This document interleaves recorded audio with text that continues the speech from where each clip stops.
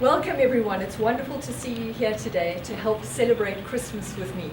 Now unfortunately we only have a very little time, so I can only share 3 of my favorite countries with you right now.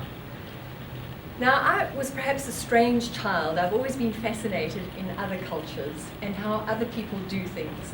So at the age of 15 I found myself on the tube in London handing my notebook around to people, asking them to please write down how they say hello in their language. And this has continued all my life.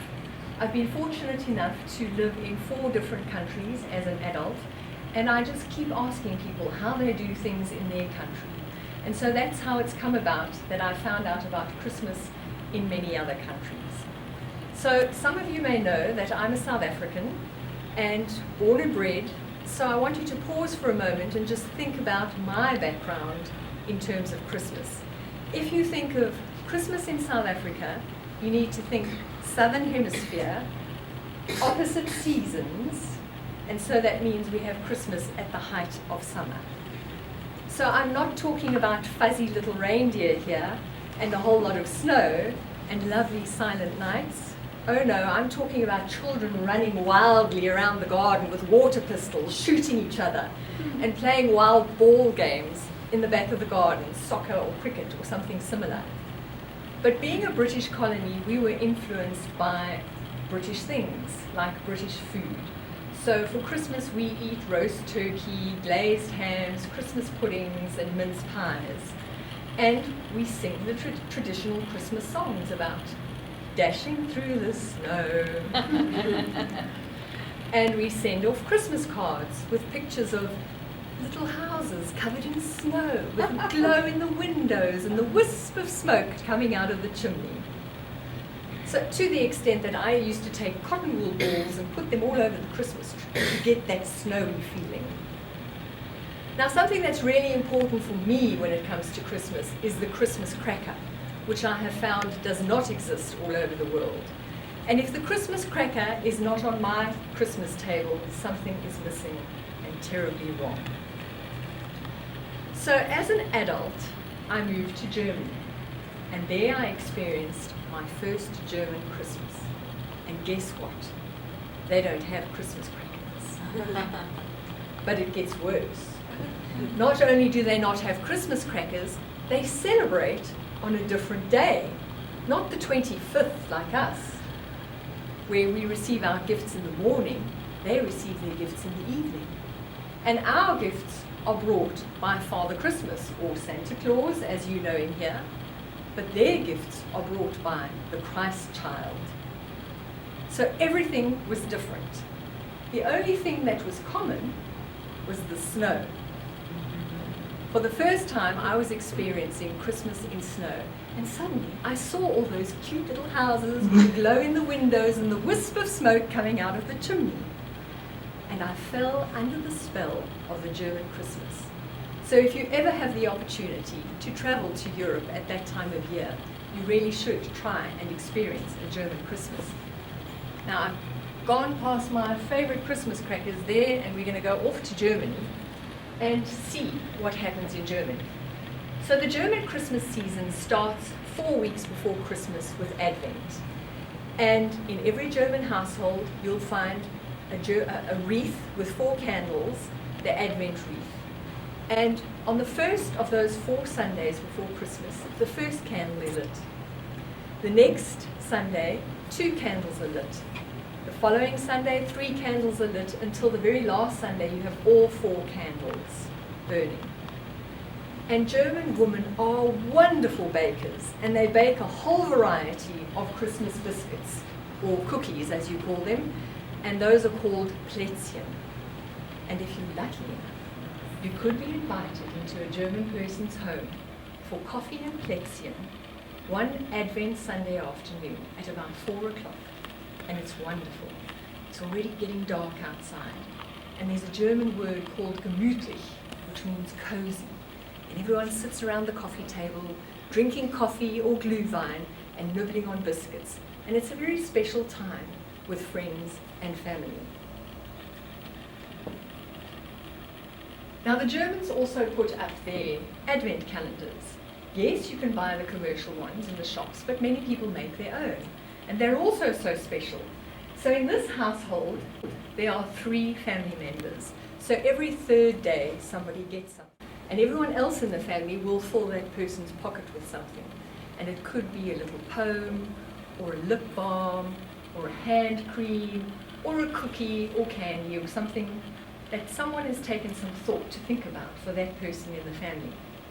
One of my friend's daughters made an advent calendar for her best friend, and it was a box, and you opened it up, and inside were a whole lot of smaller boxes that were all numbered, and then her friend could open a box each day. And she was about 12 when she made this for her friend, so there's not a lot of money involved, it's just the time and the effort to make something special for other members of the family.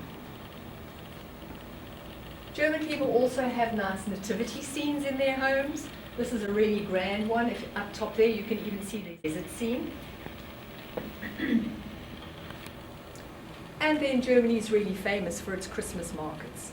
From the smallest village to the biggest city, you will come across a Christmas market. So in the big cities, the markets run for that whole time period of Advent. But in the small village, they might just have one Saturday afternoon allocated to the market. And you would wander down into the village and you drink a glühwein and eat hot roasted chestnuts and socialize with the people from the village that you might not have seen for a while.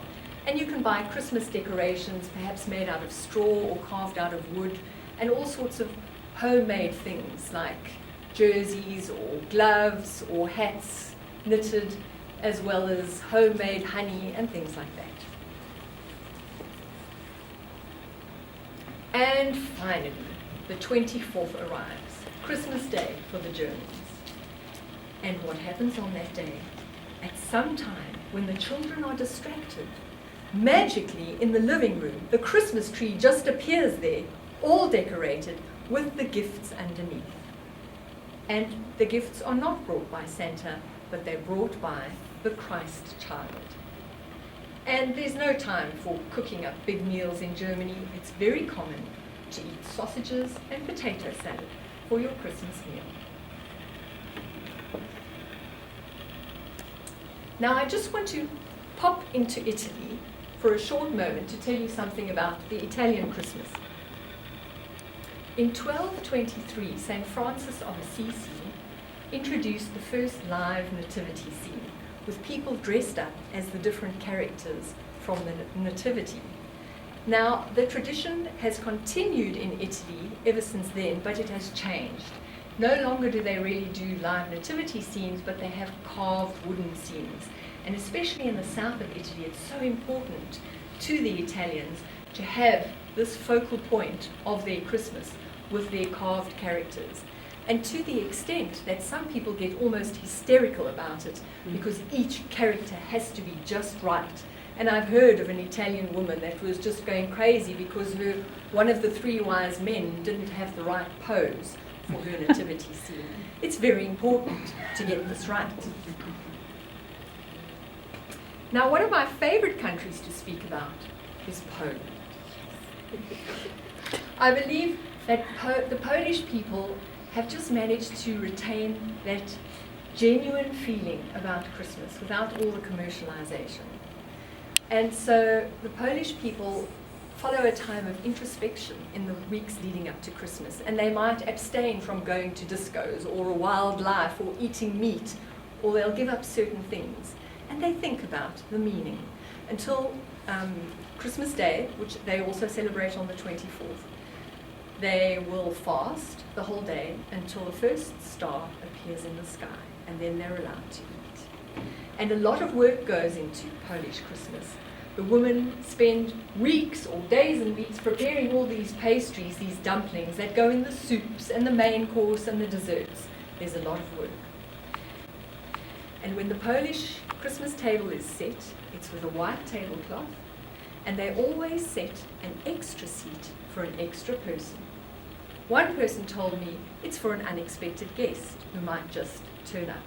Another person said it's for members of the family that can't be there or who have passed away, so that you can think about them.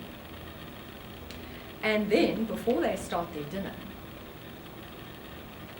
they have a special little ceremony where they hand out these little wafers that have been blessed in the church beforehand.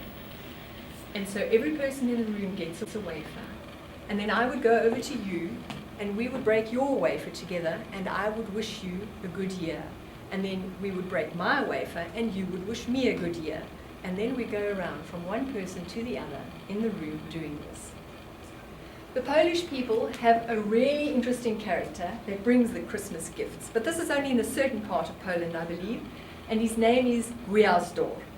And he is dressed in a dirty sheepskin that's got little bits of straw all over it, and he is rather a scary character, I'm told. Now, let's move down to Catalonia in Spain. They have some of the most fascinating traditions. Meet Tio de Nadal. Every home needs this character. If you do not have a magic log in your basement, you need to go and find one in the forest. And then you give him some front legs, and a little face, and a red hat. And if you look after Tio de Nadal in the weeks leading up to Christmas, you will be spoilt with some gifts. And Tio de Nadal likes to eat oranges and nuts, and he needs to be kept warm with a blanket. So every night the children leave him some oranges and nuts, and when they wake up in the morning, what do they find? Just the shells of the nuts and the orange peels. And so on Christmas Eve, the children gather around this character, and with a long wooden stick or a broomstick, they stand around him and they sing some songs.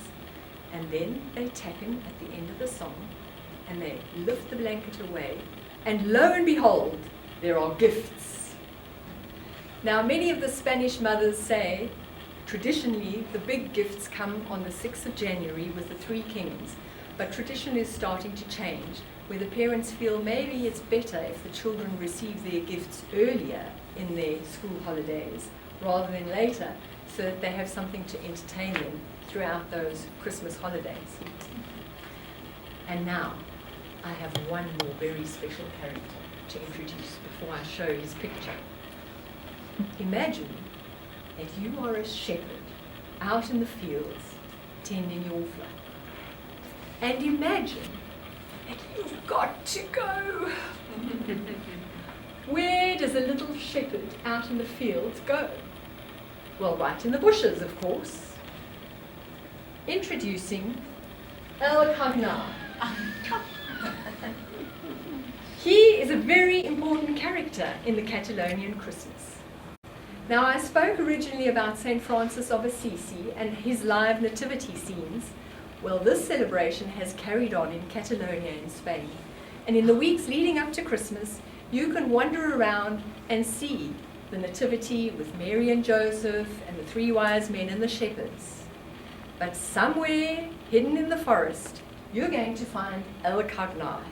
And the children just can't wait to see him. That's the only one they're rushing around to find, hiding away. And there's a real person standing there with a fake bottom, crouching, pretending to be doing his business. And of course he has a fake bottom because he doesn't want to expose himself, and it's rather cold, even though it is Spain. So there we go. I've introduced some really strange and interesting characters to you from Christmas in Europe.